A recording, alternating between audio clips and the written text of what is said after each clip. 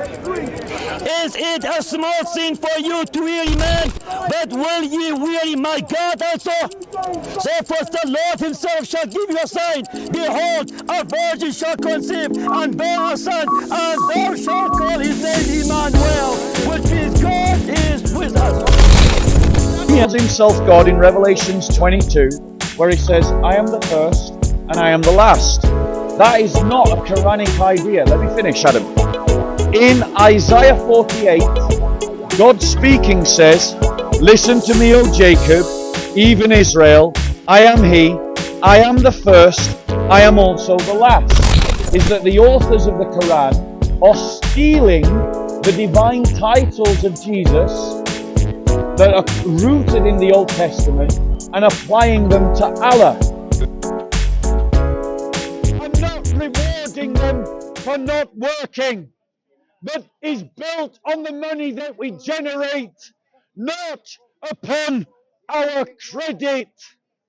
It says in Scripture that the one who borrows money becomes a slave to the lenders, and that is exactly what we have become.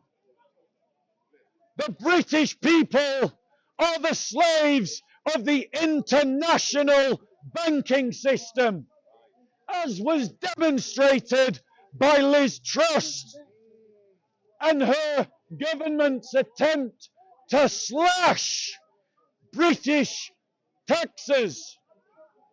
The international banking system said no, and our economy was destroyed because of it.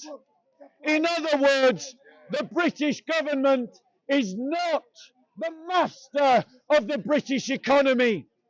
Because we have borrowed, we have become the slaves of others.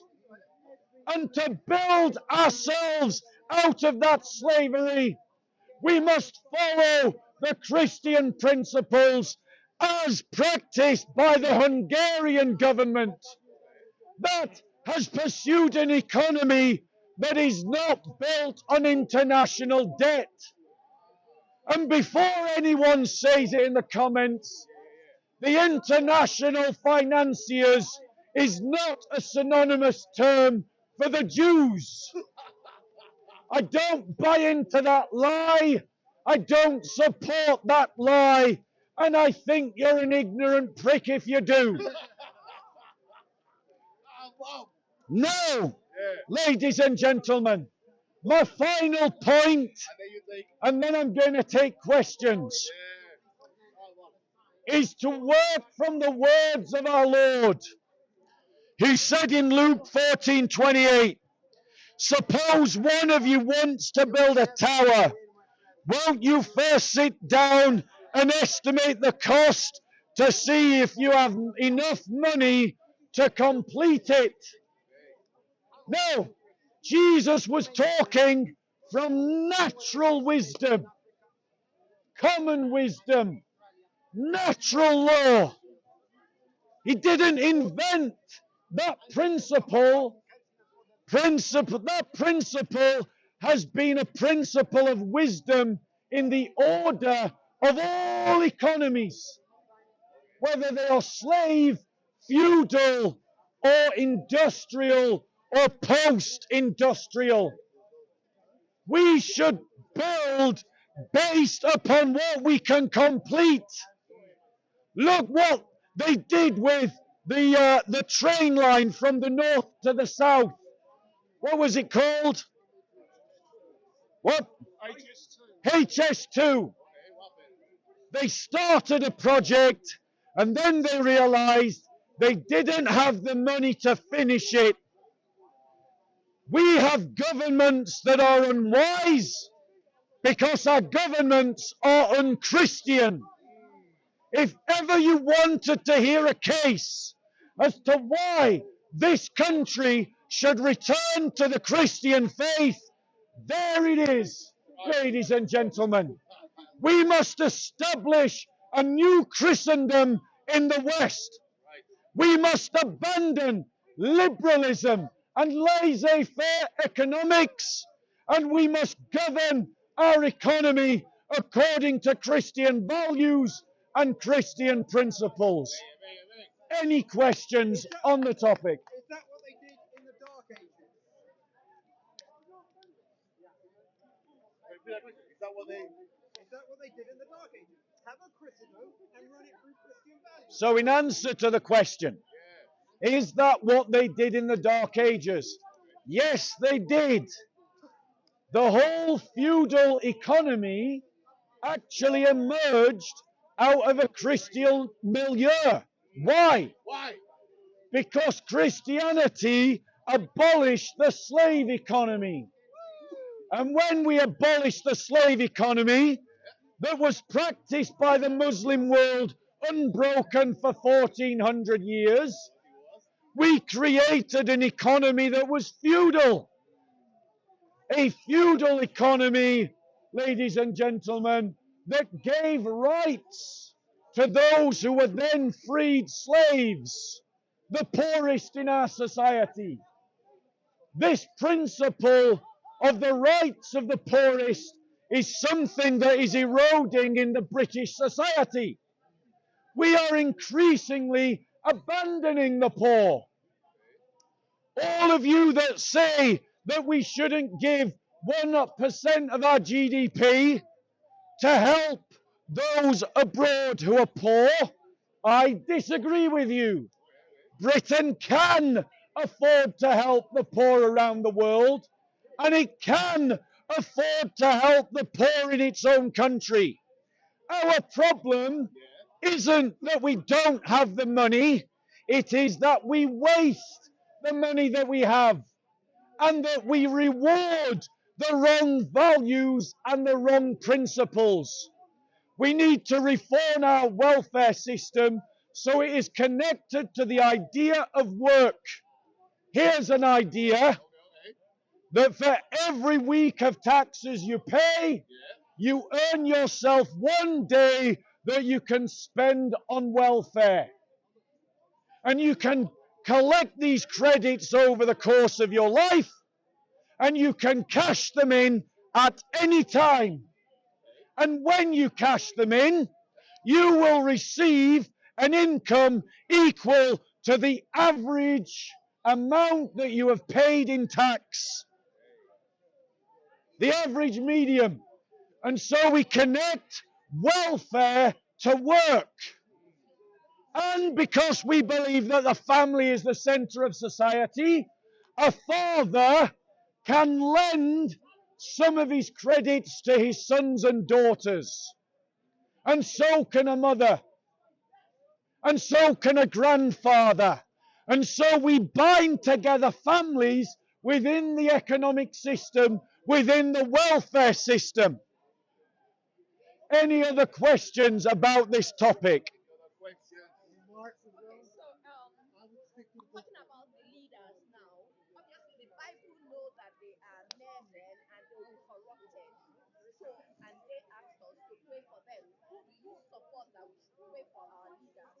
The question is, the Bible teaches, should we pray for our leaders? The answer is yes, I do. Next question.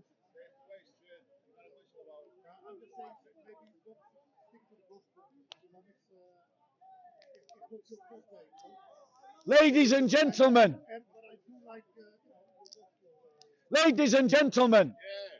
I want to challenge Christians that there is no aspect of any question in our lives or in society that our faith does not speak into.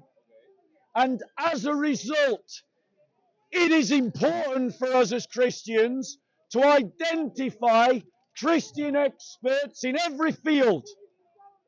By talking about this topic, I do evangelize. Why? Because good evangelism isn't just talking about the gospel.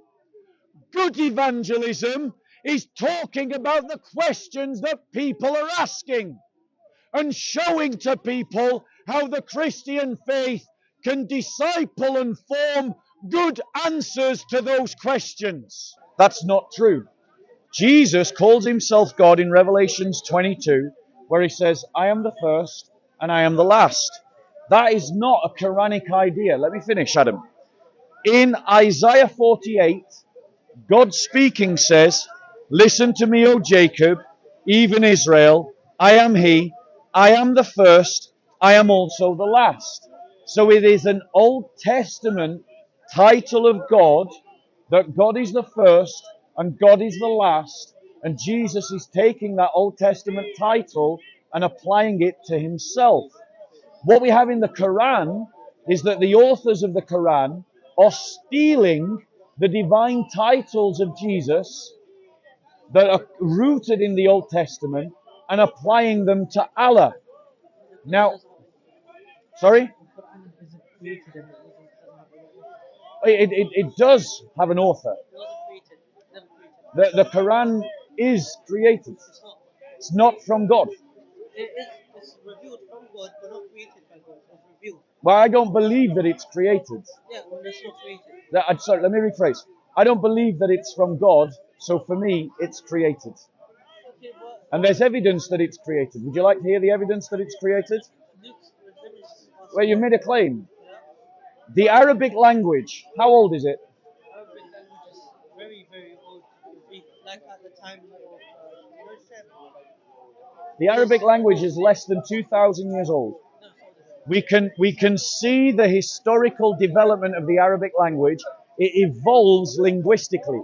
And here's a proof that the Arabic language evolves linguistically, because the Quran, Muslims laud the Quran as having influenced the grammatical norms of the Arabic language, which means that the Arabic language evolved because of the Quran. Yes, but it was Thank you, before. yes. It's old. There's different types of Arabic, and the classical Arabic has never it's still the same as since then.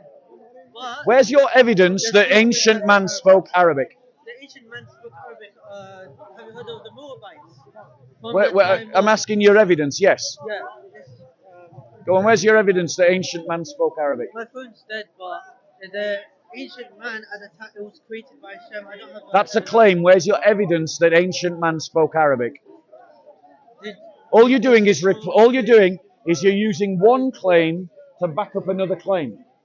I'm not asking you to give me a different claim. I'm asking you to give me evidence that ancient man spoke Arabic. Because if you can't, what we do see in the development of the Kufic script into what we call classical Arabic is a development of a language that is not recorded before we see evidence of it. And it emerges out of the Syriac language. For instance, I think the word Tor, there's a surah in the Quran called mountain, isn't it? Correct? It's called Tor, is that correct? Tor. Tor. Yeah, there is. Do you know? Tor. Surah al-Tor. And that means mountain, doesn't it? Right, now tell me what the Arabic word for mountain is. I cannot actually tell you, but I know. Right, let me tell you something that you might not know. The word Tor is actually a Syriac word for mountain. The Arabic language emerged out of Syriac. It is not an ancient language, and therefore the Quran is created. It is not eternal, because the Arabic language is not eternal. But do you know there's different types of Arabic languages? And which Arabic language is the Quran written in? It was written in the Hijazi Arabic dialect. Right, which emerged when? When the Prophet Muhammad was in the Prophet Muhammad was in Mecca, he received the revelation. No, Kufic script exists before that. Yes. There are Kufic Arabic script before Muhammad. But it doesn't go right back into history. In other words, the Kufic Arabic script is a development. A development of who? The Nabateans. And they used a Syriac language. Right, verily we have sent it down as an Arabic Quran in order that you may understand. Now that means that demonstrates that Arabic was not the original language of humanity. Because for it to be sent down in that Arabic means that Allah is making a choice. about a language that is developed. And as it has developed, we can see where it developed from, and that's Syriac. So what's your proof that ancient man spoke Arabic? Because in the old times, there were different types of Arabic. There were different Arab groups, like the Moabites, and there were groups inside different places in Arabia where they spoke different types of Arabic. And it's still Arabic, but just some words are different, some words are the same. You understand? Do you understand the difference between a claim and an evidence? I don't have any evidence. Yeah, exactly. You don't have any evidence because all you're doing is repeating claims that you've heard in the masjid. Adam, you need to start thinking. You need to start thinking deeper because the masjid is filling your head with lies, bro. Arabic is not an ancient language. It is a development of the language of the Nabateans based from Petra. And we can see that because the Syriac script, which is an Aramaic script, which is the language of Jesus. You know, Jesus spoke Aramaic, right? Right. So Aramaic is a Syriac language, and it develops into what we know as Hebrew today, and Arabic. In other words, Arabic is not an ancient language, it evolved. And if the Arabic language evolves, that means that the Quran is not eternal. Were also Arab. So therefore they would speak in Sorry? language. The Canaanites. The Canaanites were Arabs. No, they were not. They were. That's another claim. Where's your evidence? If you research it, it was. Where's your evidence? They were a Semitic group and they were Arabs. Your problem, Before the Israelites, they were Arabs. you're not even Arab. Where are you from? Morocco and Iraq. North what? Morocco. You're probably a Berber. You've been Arabized, bro, through Arab imperialism that came in the 7th century, and you've been brainwashed into thinking that Arab culture is superior to the Berber culture. It's not. Let me be clear. Let me be very clear. Not everyone who's Semitic is Arab. That is some kind of bullshit ideology that comes from Arab imperialism. They came from The there. Semitic groups, Semitic languages predate the idea of the Arab. The Semitic language and Semitic culture is just a reference to the Orient and to certain languages that have certain kinds of script and linguistic families. It doesn't mean blood. So you are inventing this idea that Canaanites were Arabs. That's not true because you believe, don't you? You believe that the Arabs are the descendants of Ishmael, correct? Correct? Right. Well, if Arabs, as you believe and I believe, are the descendants of Ishmael, well, that's a separate bloodline from Canaanites. Canaanites weren't descendants of Abraham. Are you trying to argue that Canaanites were descendants of Abraham? There were different types of Arab groups, like I said. You've not answered my question. Are you arguing that Canaanites are descendants from Ishmael? Yes. Right. Okay. Can you evidence that? Yes. Go on then. Evidence is that Ishmael in the Bible, when he left Sinai, he went to Mount Paran. Mount Paran is pretty much in the Canaanite kingdom. That doesn't prove anything. That doesn't prove a damn thing. All you're doing is making one claim after another claim. You've got to learn the difference between claims and evidence. The Moabites, which are Semitic group, also have the same. How about this?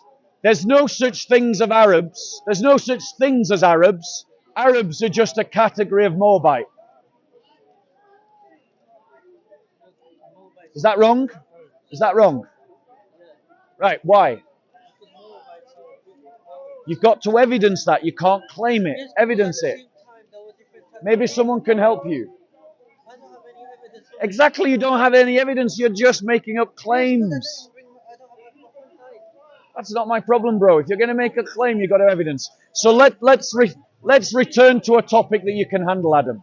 Okay? Because no offense, bro, you don't understand the difference between a claim and an evidence. All you're doing is, I've made one claim, and then to prove my claim, I'm going to make another claim, and then to prove that claim, I'm going to make another claim. That proves nothing.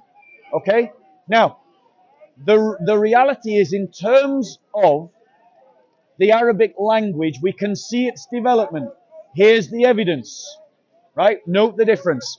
Would you agree with me that the classical Arabic that we find in the Quran today is not the same or identical to the Kufic Arabic in which it was first written at the time of Muhammad? Yes. So is that not proof, therefore, that the Arabic language evolved? No. Oh, it isn't. So if it didn't evolve, Some groups have different types of Arabic, and some other groups have the same Arabic. so is the classical Arabic of your Quran identical to the Kufic Arabic that was seen by Muhammad's own eyes? No. No, it wasn't. Stop lying. Why? Because the marks that are made above and below the consonantal texts that to our untrained eyes look like little dots and dashes, those were invented later. They were put into the Quran later. In other words, the text of the Quran changed, ladies and gentlemen. And furthermore, as all Muslims boast, the Arabic language evolved because of the Quran. The Quran became a standardizing force about Arabic grammar. And Muslims are the ones that make that boast, not me.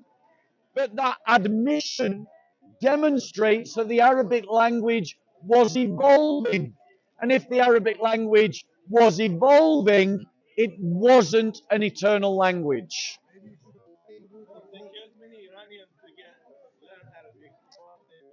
Yeah.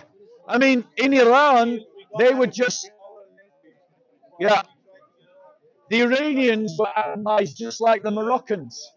You've got to free yourself from Arabization. Decolonize your mind. The Romans also done the same thing to Morocco. The same thing to Morocco. Every single group done it to Morocco. But was it wrong? Yeah. Right, so was it wrong when the Arabs did it? No, because the Arabs had two different types of Did you hear that? The Arabs had It wasn't wrong when the Arabs did it. It was was it bad when the French did it? Yes. Was it good when the Arabs did it? No. So it was bad when the Arabs did it. Did the Arabs did it? Yes, loads of people. That's because there was wars, civil wars going on. So does that justify the Arabization of Morocco? If they're fighting the Arabs, then There you go. In other words, if you're fighting the Arabs, it's okay for the Arabs to colonize you. That's what a colonized mind looks like. That's what Arabization looks like. Muslims in this park say I'm lying. That Arabization doesn't exist. This is what an Arabized mind looks like. If you're fighting the Arabs, it's okay for the Arabs to colonize the you. Berbers were fighting each other, and then what happened is the Arabs had stopped it by taking the land. They didn't do anything wrong. You are a colonized mind. Let's actually tell you what really happened. The Arabs invaded lands that were not their own, and they persecuted the Berbers, whose land it was, until they stopped being Christian. That's actually what happened. The Berbers were never Christian. Yes, they They were. were forced to be Christian, but most of them never even accepted Christianity. They were mostly pagan. Wrong. That's a lie. He doesn't even know where his own people come from. The Berbers were a tribe that migrated after their invasion of the Roman Empire. They came across the Ural Mountains. They came across Germany. They were Aryanized by the Aryans. They invaded France. They went down through Spain, and then they crossed over the Mediterranean, and they finally settled in the Kabul Mountains and in what is now called Morocco and Tunisia and Algeria. And then the Catholic Church, the Christian Church, converted huge swathes of them to the Christian faith, though many of them remained Aryans. Now, then the Muslims come in the 7th century and destroy the church in North Africa by invading the Berbers. Now, was it violent? Was it wrong when the Christians persecuted the Berbers? Yes, it was. Was it wrong when the Muslims persecuted the Berbers? There we go. That's the process of decolonization. Right. Great. Now we've established that any persecution is wrong. Does that mean we should condemn a holy book if it legitimizes religious persecution? Great. So you'll join me. Brilliant. So you'll join me in condemning the Quran, which legitimizes religious persecution, and condemning the Hadiths, which legitimizes religious persecution. Agreed? Great. Great. Yes. Let's look at it. So what's your name, bro? Yassine, welcome to the conversation. Right. You've asked me to show you a verse that justifies religious persecution. Okay. And in the Hadith, my argument is going to be that in the Hadiths and the Quran, it justifies... Are you a Quranist? Are you a Quranist? That you reject Hadith. Do you accept Sahih al-Bukhari? Do you accept Sahih al-Muslim? Right. And those are the Hadiths that we'll use. However, ladies and gentlemen, Yassine said he'll condemn a holy book if it justifies religious persecution. So, here it is.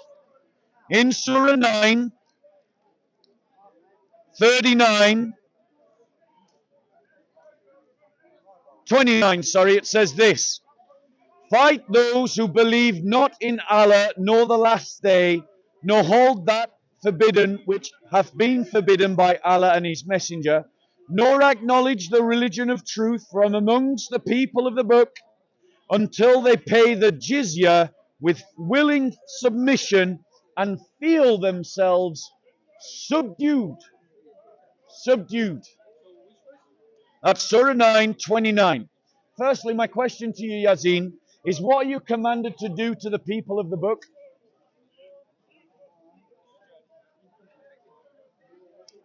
It's a really simple question, guys. Okay, whilst they're having a confab, you have your confab. The verse says, fight against the people of the book until they believe what you believe. That's the first aspect of religious persecution. The second aspect is fight them until they pay the jizya and feel themselves subdued. Right, go on, what's your reply? What's your name? I can't share that. It's secret. Okay, fair enough. Dawood. No. Anyway, you said 929, right? Yeah. 929, religious persecution. Yes. I don't think you look at context. Because in 913, Yeah. it says, would you not fight a people who broke their oaths and determined to expel the messenger, and they had begun their attack upon you? Yeah. So clearly, not Right, hold on one persecution. second. Hold on one second. Hold on one second. The group that it's talking about was the Jews in the Khyber, was it not? No, there were no Christians in the Khyber. It doesn't say that. No, this is what your hadiths and your commentaries upon that surah This is the say. Quran, so Yeah. stick to the Quran. Right, Yeah. let's stick to the Quran. Yeah, and as you can see, if you go to 913, you can clearly find the context. Right. Right. Let me give you, because he's saying that I am lying about the text. No, I'm not saying that. I'm saying you've ignored the context. Dawood, listen. Listen. Dawood. Right. Anonymous. Dawood, listen. Now, You ruined my Dawood, listen. Yassine, listen. I'm going to read to you the commentary of Ibn Kathir. Do you know who Ibn Kathir is? You do. Who's Ibn? Tell your brothers, who's Ibn Kathir? No, it's not Hadith. Right, so let me... Wait. 1 second. 1 second, Dawood. One second, Dawood. Right? Ladies and gentlemen, I'm going to quote Ibn Kathir. Ibn Kathir is a Muslim classical commentator who is revered by Muslims, used by Muslims. This is what Ibn Kathir says about 929. Therefore, Allah has instructed the Muslims to fight. Everybody say fight.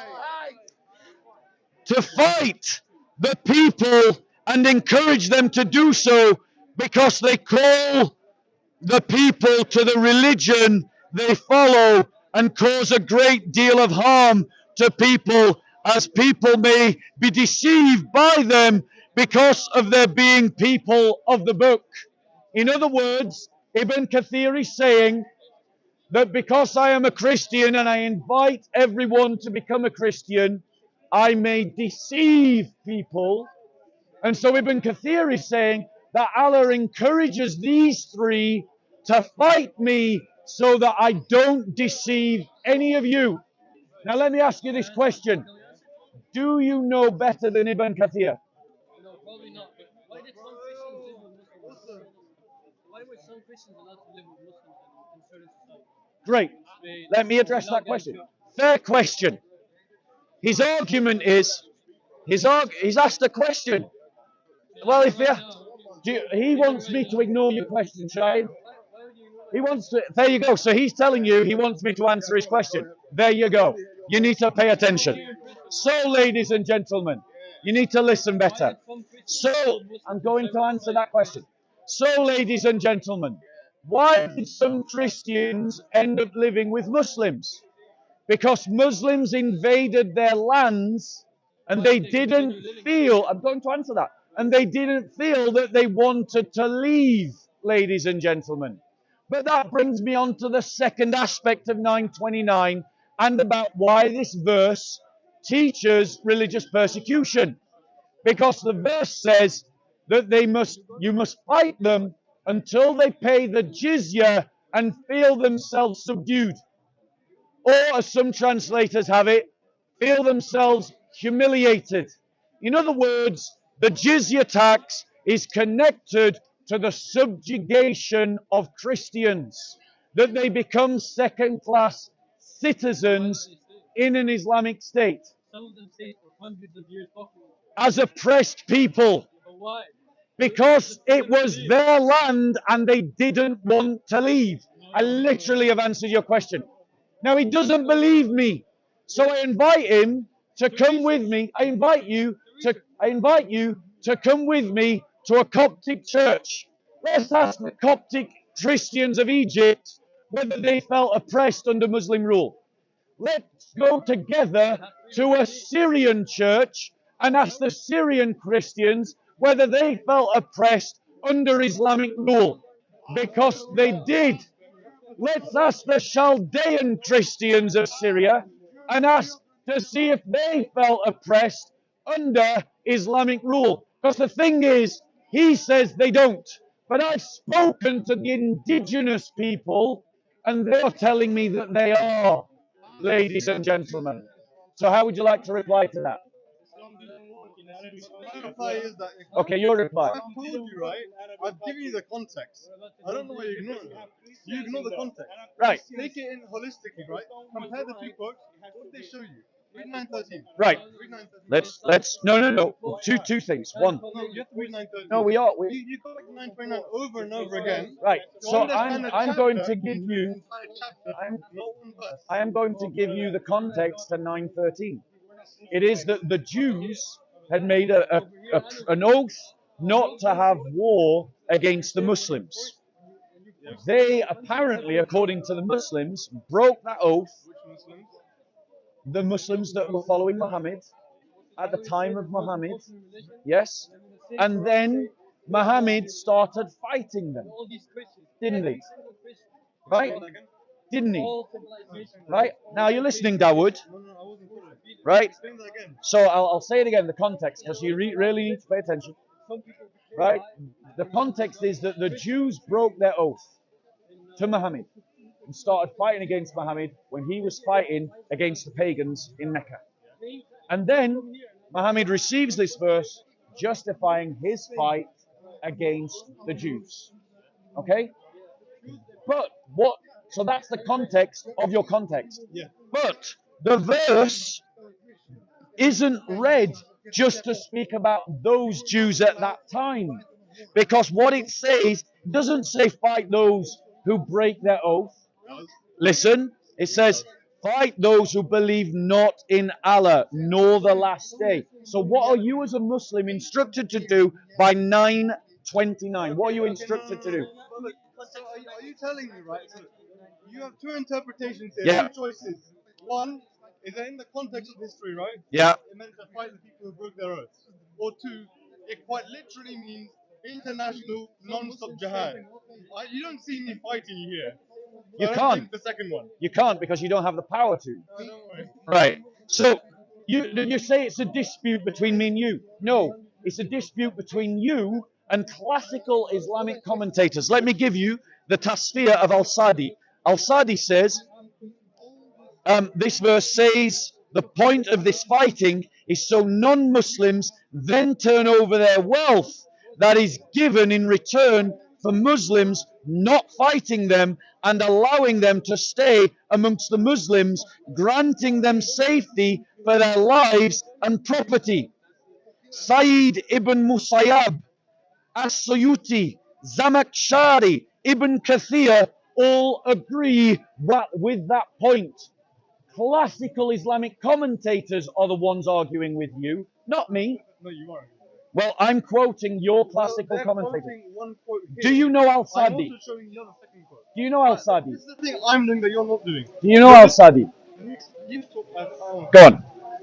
you've done this thing where you've gone to one quote, right? You've gone to one quote and looked at one quote, not at the context. I've looked at both. Yeah. I've looked at both 913 and 929. I've heard the same 929 argument over and over again. Yeah. So why is it so hard to understand like that? If in context, if in 913, if this chapter says, like, to fight the Jews if they've broken the oath, right? Yep. How can you then take that one quote, right, which clearly suggests fighting in a much more defense type, how can you suggest that? Then indicates that Muslims have to show religious persecution to all other religions. Right. When you're ready. You can't take that extension. It's a ridiculous Right. extension. No. So here's the problem, Dawood. Right. Yeah. Here's the problem. Don't worry, I got stuck with Bob because somebody else called me Bob. So, don't take it personally, right? But you can be called Bob if you want, right? But Dawood, the problem is, right, you're offering up your tafsir on 929 by saying it needs to be read in context of 913.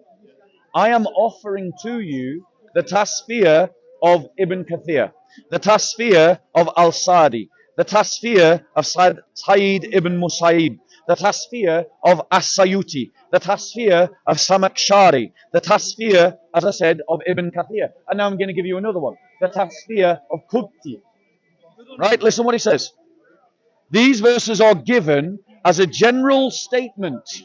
Did you hear that? As a general statement, and the order to fight the people of the earlier revelations until they pay the jizya, until they pay the submission tax with a willing hand and are subdued is also of general import.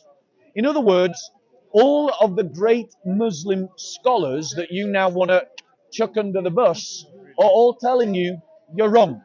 They're all telling you that this is a general teaching that calls you to fight the Christian because the Christian is not a Muslim.